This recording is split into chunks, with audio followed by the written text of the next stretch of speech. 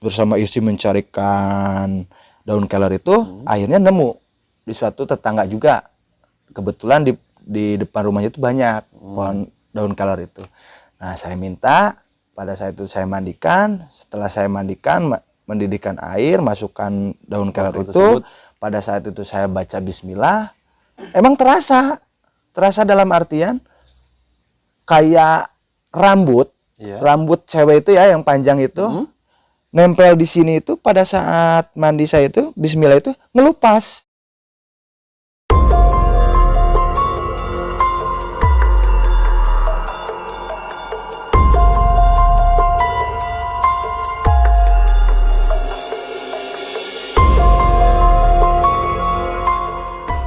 Bismillahirrahmanirrahim. Assalamualaikum warahmatullahi wabarakatuh. Kembali lagi bersama saya kali ini di channel Kisah Misteri di Sekitarmu. Channel yang menceritakan atau membagikan kisah dari teman-teman kita, kisah misteri di sekitarmu dan yang dialami oleh teman-teman terdekatmu. Kali ini atau malam ini saya kedatangan tamu yang luar biasa, bisa disebut akang atau abang, tetangga saya sendiri. Selamat malam, Kang. Malam. Bagaimana kabarnya? Alhamdulillah baik. Alhamdulillah. Lagi nyantai nih. Nyantai. Nah, terima kasih atas waktunya, telah menyempatkan waktunya ke sini datang ya, Bang. Ya mungkin udah pasti kalau ke sini harus menceritakan kisah-kisah misteri yang dialami nih, Kang. Siap, ya. siap.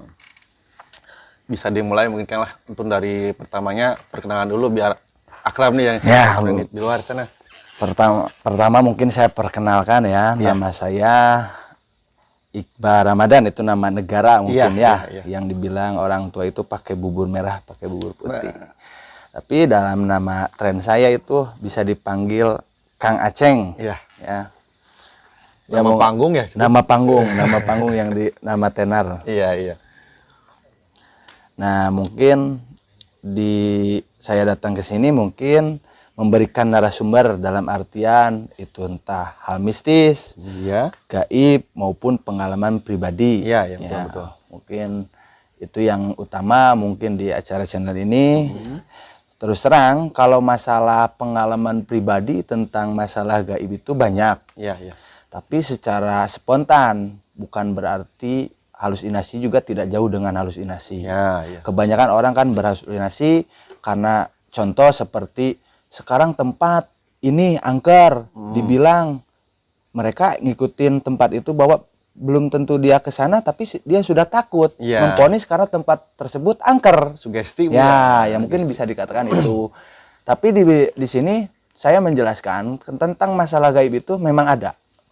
Ya. Begitupun saya pengalaman pribadi, entah itu saya maupun istri banyak mungkin ya.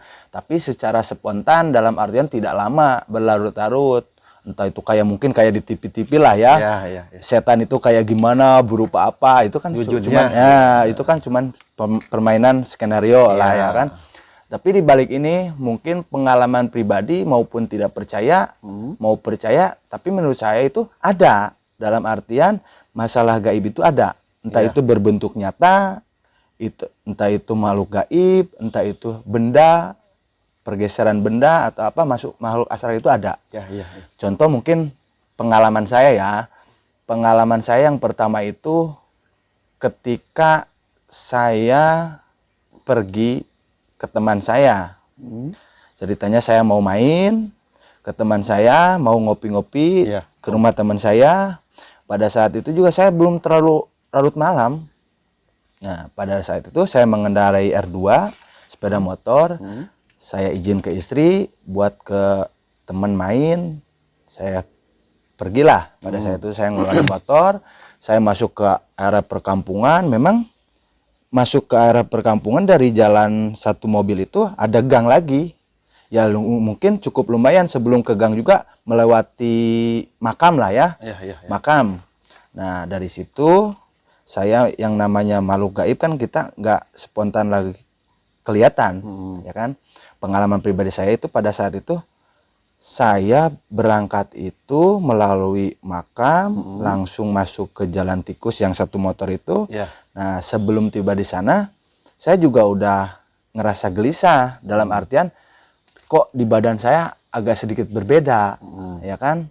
Setelah nggak lama saya nyampe di tujuan teman saya itu, nampak saya kok tangan saya itu ngerasa panas. Panas awalnya. Panas ya, awalnya panas, dan nggak taunya lama kelamaan timbul bentol. Berbentuk Ya, bentol berarti. bentol ya, bentol kayak seperti kalau kita kena ulat, ya kan? Tapi kalau kita kena ulat itu kan sepertinya cuman satu titik ya. Nggak banyak. Nah, tapi ini saya ngalaminnya semua ke badan.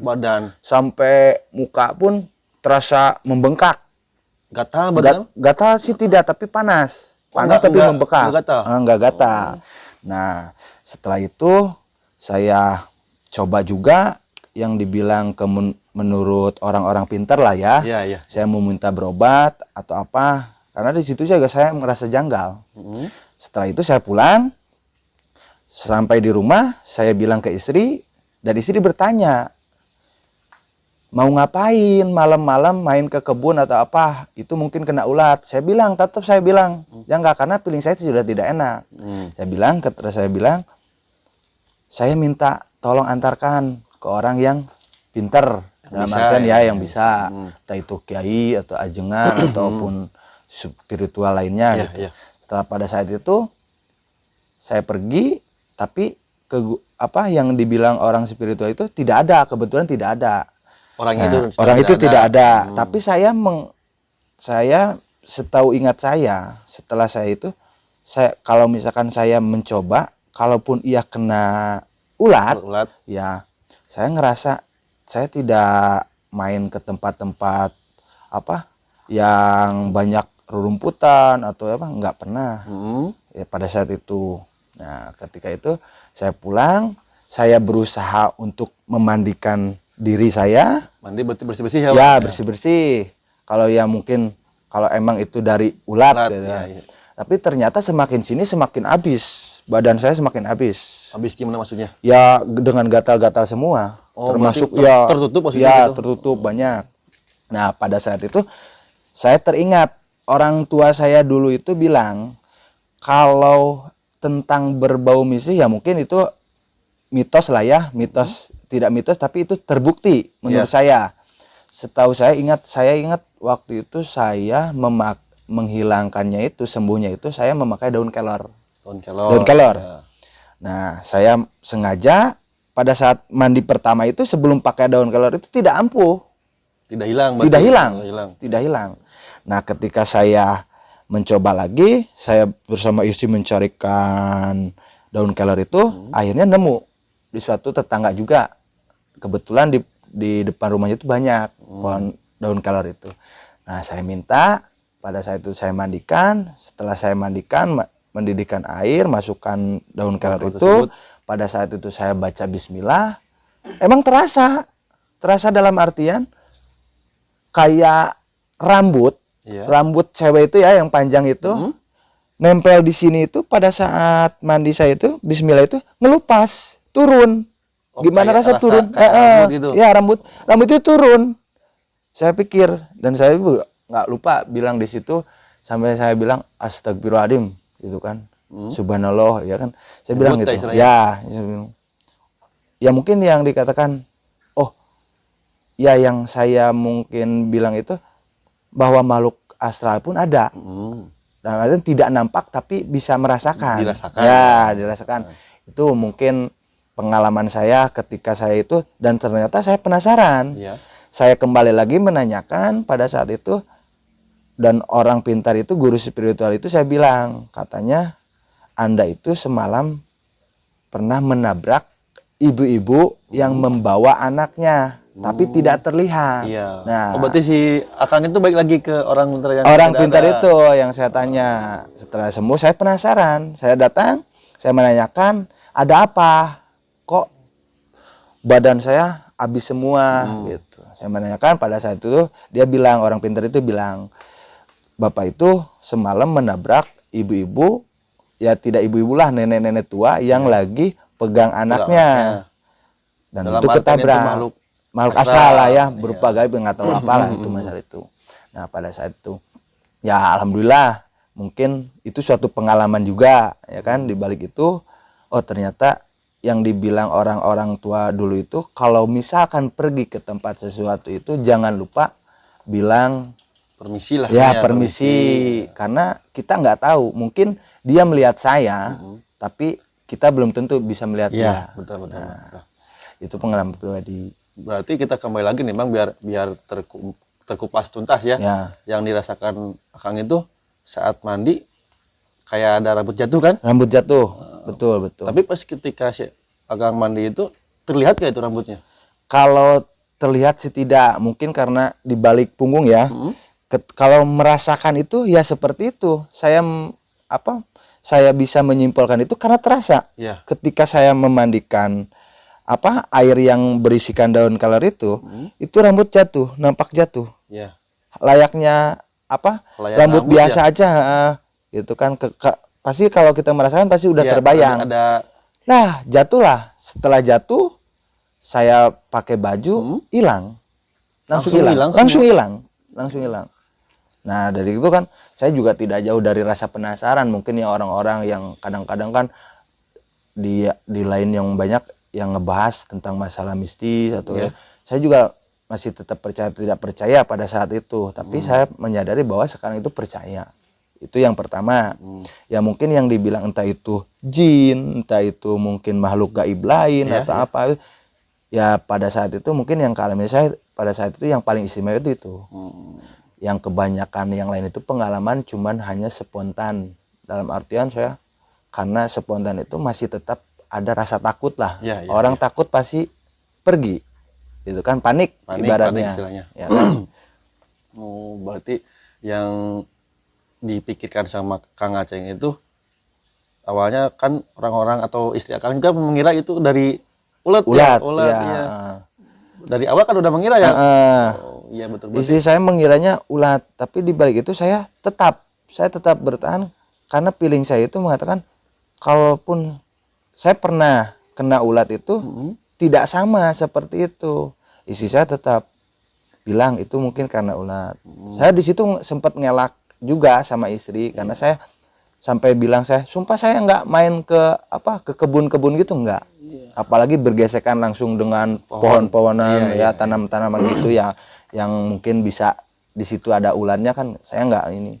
Ya mungkin bisa dikatakan ketika saya pernah juga gitu kan Pak mengalaminya ketika kita melewati atau melintasi jalanan yang sepi atau yang mungkin disebutkan angker ya kita harus bunyikan klakson. Mungkin itulah ya yang dimaksudnya Kang mungkin permisi itu. Ketika kita kan tidak bisa melihat mereka, tapi mereka bisa melihat kita. Ya istilahnya dalam hal ini permisi lah gitu ya. Takutnya kayak seperti tadi kan ketabrak kita kan nggak melihat mereka. Iya. Jadi gitu kebanyakan juga hal mistis dari saya itu kebanyakan saya dari pengalaman mistis atau misteri yang saya alami itu kebanyakan itu saya hanya dipermainkan. Dalam artian dijaili lah berupa itu pertanda-pertanda apa entah itu suara atau barang-barang apa. Kalau misalkan pengalaman pribadi menampakkan sosok makhluk asal itu jarang meskipun terjadi tapi pernah terjadi cuman itu hanya spontan.